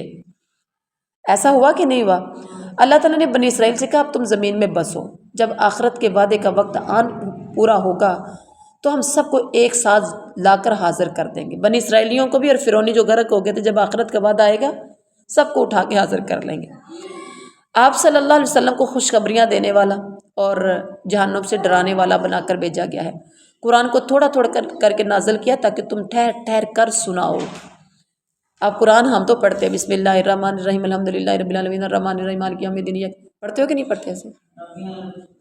ہاں سمجھ ہی نہیں آتی؟ تو قرآن کو ہم نے تھوڑا تھوڑا کر کے نظر تاکہ تم ٹھہر ٹھہر کر سناؤ. یہ رمضان آ گیا تھا، آج 14واں روزہ ہے، اور کئیوں نے کئی قرآن مکمل کر لیے ہوں گے. 3 دن میں قرآن، روز کے 10 پارے. ایک بار نا میں بچپن کی بات بتا رہی ہوں. ہمارے چچا تایا کی بیٹیاں ساتھ ساتھ گھر تھے. سویرے اٹھ کے سب نے قرآن پڑھنا اور تھوڑی دیر کے بعد اکٹھے ہو کے پوچھنا کہ کنے سپارے پڑھے نے. وہ کہتی تو کنے پڑھے نے؟ اچھا میں تو اج 5 پڑھ کے اٹھی ہوں، میں 2 پڑھ کے اٹھی ہوں، میں 3 پڑھ کے اٹھی ہوں. اچھا میرے سے اتنے پڑھے نہیں جاتے تھے. تو اب میں نے کیا کرنا، بچپن کی عادت بتا رہی ہوں، ٹھیک ہے. ہم سارے یوں کر کے، کبھی ایسا ہوتا ہم اکٹھے ہی بیٹھ جاتے سپارے قرآن پڑھنے کے لیے. تو ادھر سے شروع کر کے تو ادھر تک لے کے جانا، اور کرتے کہتے میں نے سب کو دیکھنا لپس بند ہے، صرف انگلی پھیرے ہیں. بعد میں کہتے میں 5 پڑھ لینا، وہ کہ کہتے میں 3 پڑھ لینا. اچھا تیرے کتنے؟ وہ اتنی سپیڈ بڑھا کے تو آگے لے جاتی. آپ دیکھیں اصل میں یہ تربیت کی کمی تھی، کسی نے سمجھایا ہی نہیں تھا کہ قرآن کیسے پڑھنا ہے. آج کی ہماری خواتین، ایک جگہ پر میں درس قرآن دینے کے لیے گئی تو مجھے کہتی ہیں آپ یاسین آپ بھی پڑھ لیں. میں نے کہا میں نے صبح پڑھ لی تھی. کہتی ہیں آپ نہیں تو آپ یہ کون سا کوئی گناہ ہے، آپ پڑھ لیں. میں نے کہا جیسے آپ نے پڑھنی میں نے ویسے نہیں پڑھنی، آپ پڑھیں. اب میں سب کے ہونٹوں کی طرف دیکھ رہی تھی. وہ پنجابی میں کہتے کسی نے پٹھا پڑھیا سے کسی نے سیدھا پڑھیا سے. کچھ تو ایسے نا ایسے بیٹھی تھے ایسے ہی کہ لپس ہلا رہے، لپس بند ہے، صرف نظریں ان کی گھوم رہی ہیں، اور کچھ لوگوں کی انگلیاں چل رہی تھیں. میں نے کہا یہ وہ ہمارا بچپن یاد آ گیا مجھے، جیسے ہم بچپن میں کرتے تھے. خیر درس قرآن شروع ہوا تو میں نے پھر وہاں بتایا کہ اللہ کی بندیوں، آج چلے مان لیتے ہیں آپ نے سورہ یاسین پڑھی ہے، ہم سب کا آج نا سورۃ یاسین ہی سن لیتے ہیں کہ کس نے صحیح پڑھی ہے. اس کا مطلب یہ ہوا کہ اگر سب کو سورہ یاسین بھی ٹھیک نہیں پڑھنا آتی تو گھر والی نے کتنی زیادتی کی ہے اپنے گھر میں سب کو بلا کر. پھر آپ نے اپنے نامہ اعمال میں بھی گناہ ڈالا غلط ملت پڑھ کے، اور اس بندی نے بھی ثواب کی بجائے پیسہ بھی برباد کیا جو کھانا کھلانا تھا. کھانا اس نے VIP دینا تھا، کھانا بھی، وقت بھی، ٹائم بھی، سب کچھ نے برباد کیا. کبھی غور کرو ہم قرآن پڑھتے کیسے ہیں. اور میں نے کہا چلیں ہم نا 2 آیتیں ایک آیت سب سنتے سناتے ہیں، میرا بھی سنیے گا آپ بھی سنائیے گا. چلیں تھوڑی سی کوئی ایک عورت ہاتھ اٹھا کے نہیں کہنے لگی کہ میرا سن لیں. ایک نے بھی نہیں کہا، ایک نے بھی نہیں کہا کہ میرا سن لیں. نہیں بس جو جویں لگا ہے، جو جویں پڑھتا انہوں پڑھن دو. جی یہ ہماری جہالت ہے. اور میں 100 میں سے 100 کے آپ قرآن سن لیں، 100 کا قرآن سن لیں تو 100 میں سے شاید اللہ قلیل 1-2 کو پڑھنا صحیح آتا ہوگا، ورنہ سب کی. اب میری کلاس میرے سامنے بیٹھی تھی، یہ سارے ہی میرے کاغذات میں فیل ہیں. صحیح میں کہہ رہی ہوں. عربی نہیں پڑھنی آتی، غنہ مد کا پتہ نہیں، اخفاء اظہار کا پتہ نہیں، چھوٹے بڑے کا پتہ نہیں، کس کو لمبا کرنا کس کو چھوٹا کرنا. تو کیا ہے جی قاری صاحب کو قرآن پڑھے ہیں. اور کئی تو باجیاں قرآن پاک اپنے گھروں میں جو باجیاں پڑھاتی ہیں. آپ میں سے کئی ایسے بھی ہیں جو باجیاں جو گھر میں قرآن پڑھاتی ہیں. اور اللہ کی بندیوں ہم تو ڈوبے ہیں صنم تمہیں بھی لے ڈوبیں گے. خود تو ڈوبے ہو، خود تو تلفظ تجوید ٹھیک نہیں ہے، خود تو گنہگار ہوتے ہو، تو دوسروں کی گناہ بھی سر پہ لینے ہیں. اس کو غلط پڑھا کے دوسروں کو غلط پڑھا کے آپ نے گناہ اپنے سر لینا ہے. اب آپ ٹھان لیا کہ ہم ڈوبے ہیں، ہم نے دوسروں کو ڈبونا ہے، تو پہلے سب سے پہلے اپنے اندر پرفیکشن پوری پیدا کر لیں، اپنے اندر کوالٹی. ہاں جی نئے مولوی نئے مسئلے، یہ بات صحیح ہے. لیکن نہیں پتہ نا کہ میرا رب کیا کہتے ہیں. 10 نیکیاں ایویں نہیں اللہ نے دینی. الف لام میم، میں نہیں کہتا. الف لام میم ایک حرف ہے، پاک پیغمبر نے فرمایا تھا الف کی 10 نیکیاں، لام کی 10 نیکیاں، میم کی 10 نیکیاں. رمضان کا مہینہ آ گیا تو عام دنوں میں 10 نیکیاں ہیں رمضان کے مہینے میں 70 سے بھی 700 تک بڑھ جاتی ہے اگر آپ کا خلوص ہوگا، محبت ہوگی، پیار ہوگا، آپ اتنے خوبصورت انداز میں پڑھیں گے۔ آواز خوبصورت ہونا کوئی معنی نہیں رکھتی، یہ ذہن میں رکھیے گا۔ ہر بندے کی تو آواز خوبصورت نہیں ہے، آواز خوبصورت ہونا نہیں معنی رکھتا، تلفظ تجوید آپ کا ٹھیک ہونا، پروننسیشن آپ کی اچھی ہونی چاہیے، آپ کی تجوید اچھی ہونی چاہیے۔ تو اب ادھر آ جائیں، غور کریں، قرآن کو تھوڑا تھوڑا کر کے نازل کیا تاکہ تم ٹھہر ٹھہر کر سناؤ۔ قرآن مجید باقی رہنے والا ایک معجزہ ہے۔ قرآن کو اللہ تعالیٰ نے حق کے ساتھ نازل کیا، قرآن کو مانے یا نہ مانے، جو پہلے سے علم رکھنے والے لوگ ہیں انہیں جب سنایا جاتا ہے تو منہ کے بل سجدے میں گر جاتے ہیں، قرآن کو سن کر پکار اٹھتے ہیں، پاک ہے ہمارا رب، اس کا وعدہ تو پورا ہونا ہی ہے۔ قرآن کو سن کر ان کا خشوع اور بڑھ جاتا ہے۔ اور پھر اس کے بعد رسول اللہ صلی اللہ علیہ وسلم کو کچھ ہدایات دی گئی۔ اللہ تعالیٰ کو جس نام سے بھی پکارو اس کے لیے سب اچھے ہی نام ہیں۔ اپنی نماز، اللہ کے کتنے نام ہیں پتہ ہے؟ 99 نام ہیں۔ اللہ کو جس نام سے بھی پکارو اس کے لیے سب اچھے ہی نام ہیں۔ اپنی نماز نہ بہت زیادہ بلند آواز سے پڑھو نہ بہت آہستہ پست آواز سے، دونوں کے درمیان اوسط درجے کا لہجہ اختیار کرو۔ اللہ تعالیٰ کی تعریف بیان کرو جس نے نہ کسی کو بیٹا بنایا، نہ کوئی بادشاہی میں اس کا کوئی شریک ہے، نہ اسے مددگاروں کی کوئی ضرورت ہے۔ اللہ تعالیٰ کی بڑائی بیان کرو، کمال درجے کی بڑائی، سبحان اللہ۔ اب اس کے بعد سورہ کہف سٹارٹ ہو گئی۔ سورہ کہف، بسم اللہ الرحمن الرحیم، شروع اللہ کے نام سے جو بڑا مہربان نہایت رحم والا ہے۔ الحمدللہ الذی انزل علی عبدہ الکتاب ولم یجعل لہ عوجا، سب تعریف اس اللہ کے لیے ہے جس نے اپنے بندے پر کتاب کو نازل کیا۔ تعریف اللہ ہی کے لیے ہے جس نے کتاب نازل کی، کتاب میں کوئی ٹیڑھ پن نہیں ہے، ٹھیک ٹھیک سیدھی راہ دکھانے والی کتاب ہے۔ کتاب کا مقصد کیا ہے جو نازل کی اللہ نے کتاب؟ مقصد کتاب کا یہ ہے کہ لوگوں کو اللہ کے عذاب سے خبردار کرے، اچھے عمل کرنے والے مومنوں کو جنت کی خوشخبری دینا، ان لوگوں کو ڈرانا ہے جو کہتے ہیں اللہ نے کسی کو بیٹا بنایا ہے۔ کتاب کا یہ مقصد ہے۔ اس کے بعد آپ صلی اللہ علیہ وسلم کو تسلی دی گئی ہے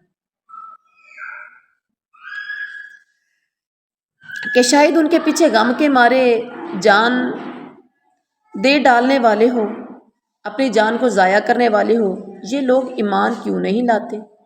کیوں اتنا غم کھاتے ہو کہ یہ لوگ ایمان کیوں نہیں لاتے؟ جو سر و سامان زمین پر دیا ہے آزمائش کے لیے ہے۔ کیوں؟ کہ کون بہتر عمل کرنے والا ہے۔ آخر کار ہم سب کو ایک چٹگل میدان بنا دینے والے، آخر کار ہم سب کو ایک چٹگل میدان بنا دینے والے ہیں۔ سب کچھ ختم کر کے اللہ نے چٹگل میدان بنا دینا۔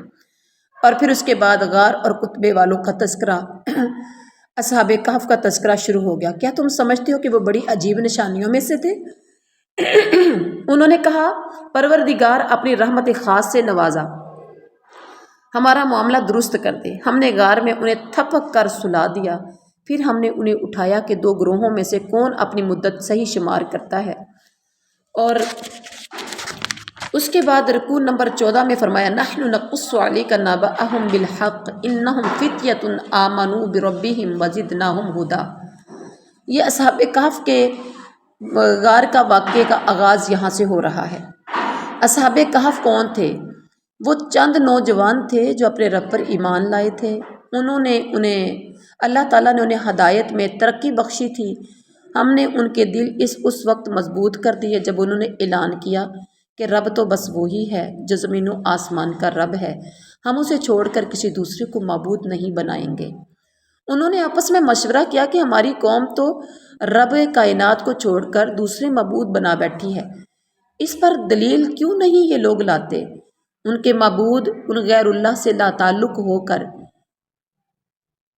کسی غار میں پناہ لے لو، تمہارا رب تم پر رحمت وسیع کر دے گا۔ کیا ان کے معبودان غیر اللہ، یعنی جن کو وہ غیر اللہ یعنی اللہ کو چھوڑ کر جن معبودوں کو دوسرے لوگ پکارتے تھے، تو وہ آپس میں ایک دوسرے کو کہہ رہے ہیں کہ ان سے منہ موڑ کے کسی غار میں چلے جاؤ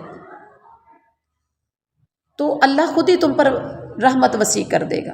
تمہارے کام کے لیے سر و سامان خود ہی مہیا کر دے گا۔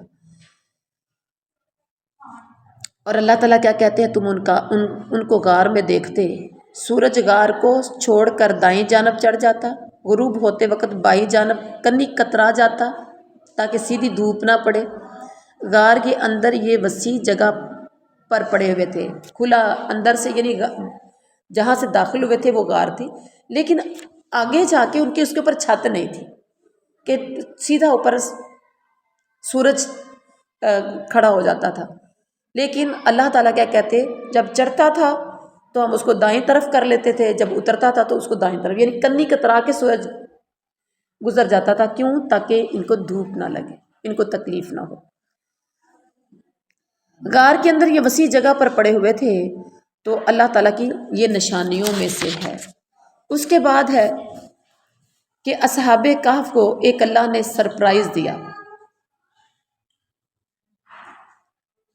اصحاب کہف سوئے ہوئے ہیں، دیکھنے والے سمجھتے جاگ رہے تھے، دیکھنے والے سمجھتے کہ یہ جاگ رہے ہیں، حالانکہ وہ تو سوئے ہوئے تھے۔ انہیں اللہ تعالیٰ دائیں بائیں کروٹیں خود دلواتے تھے۔ ان کا کتا غار کے دھانے پر ہاتھ پھیلائے بیٹھا رہتا تھا، اگر انہیں جھانک کر دیکھ لیتے دہشت کھا کر بھاگ کھڑے ہوتے تھے، لوگوں کو نظر آ جاتا تھا، لیکن اتنی دہشت تھی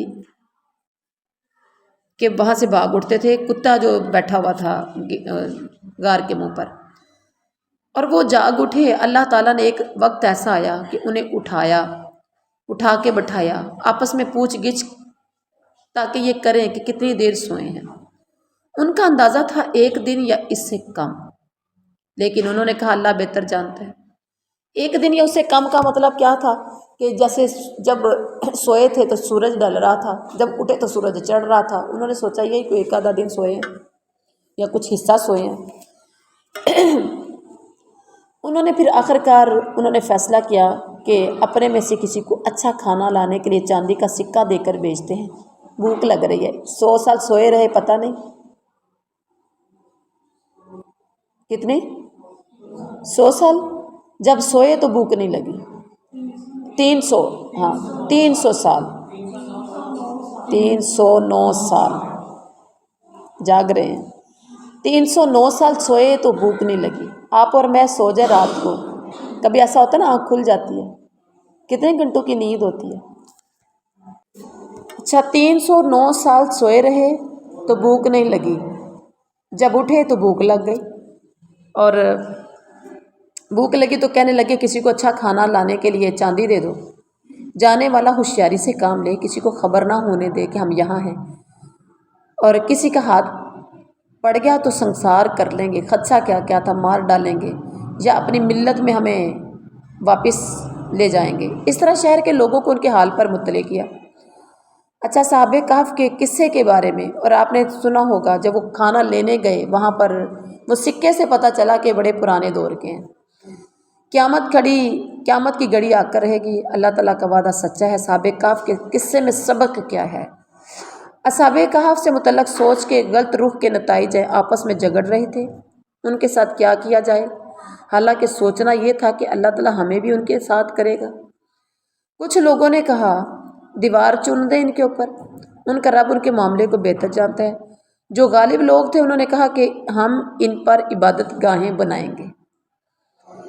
اصحاب کہف کے بارے میں بعد والوں کی جو سوچ تھی، تعداد کتنی تھی؟ 3 تھے، چوتھا کتا، 5 تھے، چھٹا کتا، 7 تھے، 8واں کتا تھا۔ سب بے تک کی باتیں بناتے ہیں، رب بہتر جانتا ہے۔ سرسری بات سے بڑھ کر ان کی تعداد کے معاملے میں بحث نہ کرو، کتنے تھے کیا لینا دینا۔ اب اس کے بعد وَلَا تَقُولَنَّ لِشَيْءٍ إِنِّي فَاعِلٌ ذَلِكَ غَدًا، یہاں پر رضائے الہی چاہنے والوں سے معاملہ کیسا ہوتا ہے؟ اپنے دل کو ان کے ساتھ رہنے پر مطمئن رکھو جو صبح و شام رب کو پکارتے ہیں اللہ کی رضا کے لیے، ان سے ہرگز نگاہ نہ پھیرنا۔ اور غافلوں سے معاملے کے بارے میں فرمایا کہ کسی ایسے شخص کی اطاعت نہ کرنا جس کے دل کو ہم نے اپنی یاد سے غافل کر دیا ہو، جس نے اپنی خواہش نفس کی پیروی کر لی، جس کا طریقہ کار افراط و تفریط پر مبنی ہے، ایسے بندے کی بات، ایسے غافلوں کی بات نہیں مانی۔ انکار کرنے والوں کا انجام کیا ہوگا؟ ظالموں کے لیے آگ تیار ہے جس کی لپٹیں انہیں گھیرے میں لے چکی ہیں۔ اگر وہ پانی مانگیں گے تو ایسے پانی سے تواضع کی جائے گی جو تیل کی تلچھٹ جیسا ہوگا، منہ بھون ڈالے گا۔ تیل کی تلچھٹ جانتے ہیں؟ کبھی پکوڑے تلے ہیں، آج کل رمضان میں پکوڑے بڑے تل تلا کے کھا رہے ہوں گے، اور اندر آپ دیکھیں سب سے نیچے کر کے وہ ایک براؤن سے کلر کا کہ وہ بلبلے سے ہوتے ہیں یا دانے سے ہوتے ہیں، تیل ہی کے ہوتے ہیں لیکن وہ براؤن کلر کے ہوتے ہیں، اس کو تیل کی تلچھٹ کہا جاتا ہے۔ وہ تیل سے بھی زیادہ گرم ہوتی ہے۔ بدترین پینے کی چیز، بڑی بری آرام جگہ ہوگی جو انکار کرنے والوں کو ملے گی۔ ماننے والوں کا انجام کیا ہوگا؟ نیکوکار لوگوں کا اجر ضائع نہیں کیا جاتا۔ سدا بہار جنتیں ہیں جن کے نیچے نہریں ہوں گی۔ سونے کے کنگنوں سے آراستہ کیے جائیں گے۔ کون؟ جنتی پہننے جا کے سونے کے کنگن، سونے کے کنگنوں سے آراستہ کیے جائیں گے۔ باریک ریشم اور اطلس اور دیبا کے سبز کپڑے پہنائے جائیں گے، سبز ریشم کے کپڑے پہنائے جائیں گے۔ اونچی مسندوں پر تکیے لگا کر بیٹھیں گے۔ بہترین اجر اور اعلیٰ درجے کی قیامگاہ ہوگی۔ اللہم اجعلنا منہم۔ دنیا میں آج کے جو بادشاہ، آج کے جو وزیر مشیر بنے پھرتے ہیں، ان کے گھروں کو دیکھیں تو پریشان ہو جاتا ہے انسان، عام بندہ، لیکن ان کے گھر، ان کے یہ محل، ان کے یہ صوفے، ان کے یہ سب کچھ، کوئی جنت کے سامنے ان کی کوئی حیثیت نہیں ہے۔ آپ نے ان کے لیے دنیا میں ہے اور آپ کے لیے آخرت میں ہے۔ آپ نے اپنی آخرت کے لیے تیاری کرنی انشاءاللہ۔ اور اس کے بعد آپ صلی اللہ علیہ وسلم کو نصیحت ہے، کسی چیز کے بارے میں یہ نہ کہہ دیا کرو کہ کل کر دوں گا، نہیں، تم نہیں کر سکتے الا یہ کہ اللہ چاہے۔ جب بھی کوئی بات کرنی ہے تو کیا کہنا ہے؟ وَلَا تَقُولَنَّ لِشَيْءٍ إِنِّي فَاعِلٌ ذَلِكَ غَدًا۔ جب بھی کوئی کام کرنا تو انشاءاللہ کہنا ہے۔ اگر بولے سے زبان سے نکلے تو فوراً رب کو یاد کر لو، کہو امید ہے میرا رب رشد سے قریب معاملے کی طرف رہنمائی فرمائے گا۔ تمہارے رب کی کتاب میں سے جو وحی کیا گیا ہے جوں کا تو سنا دو۔ اگر تم تبدیلی کرو گے تو بھاگنے کی جائے پناہ نہیں پاؤ گے۔ اب یہ کہا تو نبی کو جا رہا ہے، نصیحت تو نبی کو، لیکن یہ سمجھایا امت کو جا رہا ہے۔ اصحاب کہف کے قیام کی مدت کے بارے میں کہہ دو، اللہ تعالیٰ ان کے قیام کی مدت زیادہ جانتا ہے۔ ٹھیک ہے، اور اس کے بعد ہے دو باغوں کا قصہ۔ وَاضْرِبْ لَهُم مَّثَلَ الرَّجُلَيْنِ جَعَلْنَا لِأَحَدِهِمَا جَنَّتَيْنِ مِنْ أَعْنَابٍ وَحَفَفْنَاهُمَا بِنَخْلٍ وَجَعَلْنَا بَيْنَهُمَا زَرْعًا۔ باغ والوں کی مثال دی۔ دو میں سے ایک شخص کے پاس انگور کھجور کے باغ تھے جن میں نہریں جاری تھیں۔ اس نے اپنے ہمسائے سے کہا، دو لوگ تھے نا باغ والے، ساتھ ساتھ باغ تھے ان کے۔ اس نے اپنے ہمسائے سے کہا کہ میں تجھ سے زیادہ مالدار اور نفری رکھتا ہوں۔ پھر اپنے باغ میں جا کر نفس کے حق میں ظالم بن کر کہنے لگا، میں نہیں سمجھتا یہ دولت کبھی فنا ہوگی۔ آج بھی لوگ ایسے کرتے ہیں، یہ تو سدا رہنے والی میرے پاس دولت ہے، اگر پلٹایا گیا تو زیادہ شاندار جگہ پاؤں گا، دنیا سے گیا تو آخرت میں اس سے بھی زیادہ شاندار جگہ ملے گی۔ وہ ہمسایہ کہنے لگا کہ کیا تو اللہ تعالیٰ سے کفر کرتا ہے جس نے تجھے مٹی اور نطفے سے پورا آدمی بنایا؟ جب تو اپنے باغ میں گیا تو نے ماشاءاللہ کیوں نہ کہا؟ ہو سکتا ہے میرا رب اس سے بہتر جنت عطا کرے۔ بعید نہیں کہ میرا رب مجھے تیری جنت سے بہتر عطا کرے اور تیری جنت میں آفت بھیج دے، یعنی جنت کا مطلب تیرے باغ میں مجھے اس سے بہتر باغ دے دے اور تیرے باغ میں اللہ آفت بھیج دے، اس کا پانی اتر جائے، میوہ جات خشک ہو جائے۔ تو آخر کار اس کا ثمر پھل اس کا مارا گیا، اچانک آفت آئی اور سب کچھ ختم ہو گیا۔ وہ ہاتھ ملتا رہ گیا۔ کون؟ وہ جو تکبر کرتا ہوا باغ میں داخل ہوا تھا۔ اس نے کہا کاش میں نے اپنے رب کے ساتھ کسی کو شریک نہ ٹھہرایا ہوتا، اللہ کو چھوڑ کر کوئی جتھا اس کے کام نہ آیا، نہ وہ آفت کا مقابلہ کر سکا۔ اس کے بعد اس کے بعد وَاضْرِبْ لَهُم مَثَلَ الْحَيَاةِ الدُّنْيَا كَمَاءٍ أَنزَلْنَاهُ مِنَ السَّمَاءِ فَاخْتَلَطَ بِهِ نَبَاتُ الْأَرْضِ۔ رکوع نمبر 19 ہے۔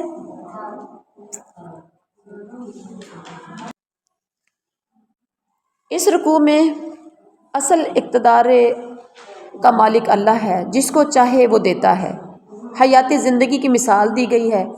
آج آسمان سے پانی برسا دیا تو زمین کی پود گنی ہو گئی، سرسبز ہو گئی، اور کل وہ بس بن گئی جسے ہوائیں اڑا لیے پھرتی ہیں۔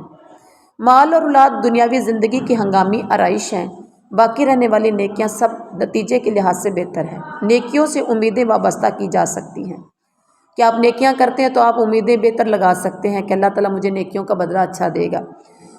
دنیا کا خاتمہ اور اس کے بعد کا تذکرہ کیا کہ وہ دن جب پہاڑ چلائے جائیں گے، زمین کو برہنہ پاؤ گے، تمام انسان گھیر کر جمع کیے جائیں گے کہ اگلے پچھلوں میں سے کوئی نہیں چھوٹے گا۔ سب سے کہا جائے گا آ گئے ہو نا ہمارے پاس، جیسے تمہیں پہلی بار پیدا کیا تھا۔ نامہ مال سامنے لا کر رکھ دیا جائے گا۔ مجرم کتاب زندگی کے اندراجات سے ڈر رہے ہوں گے، اندراجات زندگی سے ڈر رہے ہوں گے۔ اعمال نامے میں چھوٹی بڑی ہر بات درج ہوگی، جو کچھ کیا ہوگا سب اللہ کے دربار میں وہاں حاضر ہوگا۔ اس کے بعد پھر اللہ تعالیٰ کی اطاعت کرنے کا حکم ہے رکوع نمبر 19 میں۔ وَلَقَدْ صَرَّفْنَا فِي هَذَا الْقُرْآنِ لِلنَّاسِ مِنْ كُلِّ مَثَلٍ۔ اس کے بعد رکوع نمبر 19 ہے وَإِذْ قُلْنَا لِلْمَلَائِكَةِ اسْجُدُوا لِآدَمَ فَسَجَدُوا إِلَّا ابلیس کا اور آپ نے آدم کا قصہ پڑھ لیا۔ اس کے بعد ہے وَلَقَدْ صَرَّفْنَا فِي هَذَا الْقُرْآنِ، آیت رکوع نمبر 20 ہے۔ فی هذا القرآن للناس من کل مثل، انسان کے پاس ہدایت آئی تو معافی چاہنے سے کس نے اسے روکا؟ رسول بشارت اور تنبیہ کی خدمت انجام دیتے ہیں تو انسان مذاق بنا لیتا ہے، وہ بڑا ظالم ہے۔ جس رب کی آیات سنا کر نصیحت کی جائے اور وہ منہ پھیر لے، برے انجام کو بھول جائے۔ کس چیز نے اطاعت سے روکا؟ اللہ تعالیٰ نے ان کے دلوں پر غلاف چڑھا دیا، قرآن کی بات نہیں سمجھتے۔ اللہ تعالیٰ نے ان کے کانوں میں گرانی پیدا کر دی، عذاب نہیں دیکھا۔ انہیں ہدایت کی طرف کتنا ہی بلاؤ، کبھی ہدایت نہیں پائیں گے۔ یہ باطل کے ہتھیاروں سے حق کو نیچا دکھانے کی کوشش کرتی ہیں۔ اس کے بعد تنبیہ ہے کہ وعدے کا وقت مقرر ہے، پھر باغ نکلنے کی راہ کبھی نہیں پاؤ گے۔ عذاب رسیدہ بستیاں موجود ہیں، جب ظلم کیا تو وہ ہلاک کر دی گئی۔ ہر ایک کی ہلاکت کا وقت مقرر ہے۔ رب کرتوتوں پر پکڑنا چاہتا تو جلد عذاب بھیج دیتا۔ وعدے کا وقت مقرر ہے، پھر بھاگ نکلنے کی راہ نہیں پاؤ گے۔ عذاب رسیدہ بستیاں موجود ہیں، جب ظلم کیا تو وہ بھی ہلاک ہو گئیں۔ ہر ایک کی ہلاکت کا وقت مقرر ہے۔ اور رسولوں کا کام بتایا کہ کیا ہے، جنت کی خوشخبریاں دینا اور جہنم سے ڈرانا۔ اس کے بعد موسیٰ اور خضر کا واقعہ شروع ہو رہا ہے رکوع کے آخر میں۔ حضرت موسیٰ علیہ السلام کا سفر تھا۔ اپنے خادم سے حضرت موسیٰ نے کہا کہ وہ دریا کے سنگم تک سفر جاری رکھوں گا۔ جب سنگم پر پہنچے تو مچھلی سے غافل ہو گئے، مچھلی دریا میں چلی گئی اور حضرت موسیٰ علیہ السلام دوبارہ وہاں واپس آ گئے۔ وہاں انہوں نے ایک ایسے بندے کو پایا جس کو ہم نے اپنی رحمت سے نوازا تھا اور خاص علم عطا کیا تھا۔ اس کے بعد حضرت موسیٰ کی مصاحبت کا تذکرہ ہے۔ حضرت موسیٰ کی درخواست کہ کیا میں آپ کے ساتھ رہ سکتا ہوں تاکہ وہ دانش مندی کی تعلیم آپ مجھے دیں جو آپ کو سکھائی گئی ہے۔ حضرت خضر نے کہا کہ آپ میرے ساتھ صبر نہیں کر سکیں گے۔ حضرت موسیٰ نے دعویٰ کیا کہ آپ مجھے اپنے ساتھ لے لیں، میں صبر کرنے والوں میں سے مجھے پائیں گے، میں کسی معاملے میں آپ کی نافرمانی نہیں کروں گا۔ انہوں نے کہا مجھ سے کوئی بات نہ پوچھنا جب تک کہ میں خود نہ ذکر کروں۔ آخر کار چلتے چلتے آگے سفر شروع ہو گیا، اور اس کے بعد یہ تھا آج کا ہمارا دورہ قرآن۔ سبحان ربک رب العزت عما یصفون وسلام علی المرسلین والحمد للہ رب العالمین۔